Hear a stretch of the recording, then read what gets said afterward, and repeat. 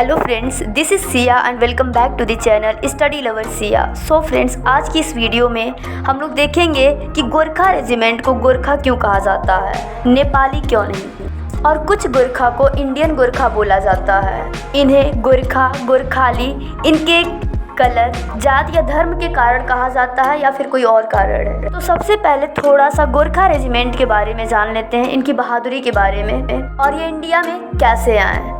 तो भारत में गोरखा रेजिमेंट की पहली बटालियन की स्थापना ब्रिटिश राज के दौरान 24 अप्रैल 1815 को की गई थी। जब फर्स्ट वर्ल्ड वॉर हुआ तो ब्रिटिश इंडियन आर्मी के पास 10 गोरखा रेजिमेंट थी। फिर 1947 में भारत की स्वतंत्रता के बाद ब्रिटेन, भारत, नेपाल के बीच एक त्रिपक्षीय समझौता हुआ। इसके तहत रेजिमेंट को ब्रिटिश और इंडियन आर्मी के बीच बांट दिया गया। नवंबर 1947 में समझौते के तहत 6 गोरखा रेजिमेंट इंडिया को मिली और 7वीं और 10वीं गोरखा रेजिमेंट के सैनिकों को समायोजित करने के लिए भारत सरकार द्वारा एक और रेजिमेंट का गठन किया गया। दरअसल इन सैनिकों ने ब्रिटिश आर्मी में शामिल नहीं होने का फैसला किया। इस तरह नेपाल की सेना को इंडियन आर्मी में एंट्री हुई।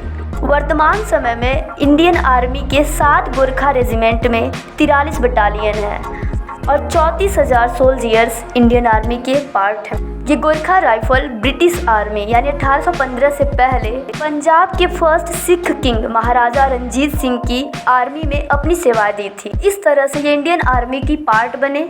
बात करें इनकी बहादुरी की तो ये अपनी बहादुरी और अपनी हथियार खुकरी के लिए बहुत ही प्रसिद्ध हैं। इनकी बहादुरी के लिए इंडिया के first field marshal Sam Manekshaw ने कहा था, यदि कोई व्यक्ति कहता है कि वह मरने से नहीं डरता है तो या तो वो झूठ बोल रहा हो या फिर वो गोरखा कभी मरने से नहीं डरते हैं। और इनकी हथियार खुकरी के बारे में कहा जाता है कि यदि यह एक बार म्यान से बाहर निकल जाती है तो बिना खून चखे वापस नहीं जाती है। यदि यह दुश्मन का खून नहीं चख पाती है तो खुद इसके ओनर यानी मालिक अपने खून इसे देते। की बहादुरी की कई सारी कहानियाँ भी हैं। तो अब हम लोग समझ लेते हैं इन्हें गोरखा क्यों कहा जाता है। तो सबसे पहले गोरखा शब्द को समझ लेते हैं। गोरखा नेपाल का एक स्थान का नाम है जो कि एक हिल टाउन और एक जिला है। पहले नेपाल का एक राज्य हुआ करता था और इस स्थान को गोरखा इसलिए कहा जाता था, ऐसा माना जाता है कि हिंदू योगी श्री गुरु गोरखनाथ के मंदिर होने के नाते उस राज्य को गोरखा कहा जाता था। फिर 1743 में पृथ्वी नारायण शाह गोरखा के राजा बनने के बाद गोरखा के जैसे 54 छोटे छोटे राज्य को मिलाकर एक कर दिया। आज के नेपाल का निर्माण किया, यानी पूरे नेपाल को गोरखा ही कहा जाता था। फिर 1930 से गोरखा राज्य से गोरखा शब्द हटाकर नेपाल शब्द प्रयोग किया जाने लगा। गोरखा सरकार का नाम बदलकर नेपाल सरकार का नाम दे दिया गया। गोरखा या गोरखाली सेना के नाम को चेंज करके शाही नेपाल सेना कहा जाने लगा। नेपाल में डेमोक्रेसी सिस्टम आई तो शाही शब्द हटाकर अब सिर्फ नेपाली सेना बोला जाता है। फिर धीरे धीरे वहाँ की सरकार ने गोरखा शब्द हटाकर नेपाल शब्द का प्रयोग करना शुरू कर दिया। यह बदलाव 1930 के बाद से शुरू हुआ। बट इंडिया में रह रहे नेपाली मूल के भारतीय नागरिकों को एक गैजेट के जरिए इंडियन गोरखा की श्रेणी में रखते हुए उन्हें भारतीय नागरिक घोषित कर दिया गया।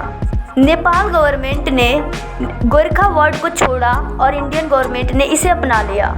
ये थे कारण गोरखा को गोरखा कहे जाने का। तो कुछ गोरखा इंडियन गोरखा कैसे कहलाते हैं? दरअसल 1814 से 1816 के बीच एक एंग्लो नेपाली वार हुआ जिसमें सिक्किम, दार्जिलिंग, असम और देहरादून इंडिया का हिस्सा बने। तो यहाँ रहने वाले लोग इंडियन गोरखा कहलाते हैं। और भी बहुत सारे रीजन हैं गोरखा को इंडियन गोरखा कहने का। इंडिया के फर्स्ट चीफ डिफेंस स्वर्गीय विपिन रावत भी गोरखा ही थे जो कि उत्तराखंड से थे।